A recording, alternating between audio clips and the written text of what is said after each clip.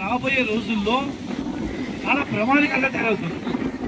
మనం ఇప్పటికే పరిశోధనలు చేస్తే ప్లాస్టిక్ మనం వచ్చి మనం తినేటట్టు ఆహార పదార్థాల వల్ల కానీ నీళ్ళ వల్ల కానీ రకరకాల పదార్థాల వల్ల ఈ యొక్క ప్లాస్టిక్ అనేది కడుపులో పోతుందంట. ఈ ప్లాస్టిక్ మన యొక్క ఆరోగ్యాన్ని చెడగొట్టేటువంటి దాంట్లో ఇలాంటి మహమ్మారి లాగా ఉంది. కాబట్టి ప్లాస్టిక్ వస్తువులు మ్యాక్సిమం తగ్గించాలి అనేటువంటి ప్రతి ఒక్కరు తెలుసుకోవాలి. మనం కూరగాయల షాపు పోతాము, వంకాయలు కోటి, పచ్చిమిరపకాయలు కోటి, ఉర్లగడ్డలు కోటి, 3 కవర్లు 4 కవర్లు తీసుకుంటాం. అవన్నీ కూడా మనం విడదీసుకోవచ్చు కదా. ఒక సంచి తీసుకుపోయామంటే అవన్నీ ఇంటికి తీసుకొచ్చి మరీ సపరేట్గా చేసుకోవచ్చు. అక్కడ 4 ప్లాస్టిక్ కవర్లు మనం తగ్గించడం వల్ల అవుతాం.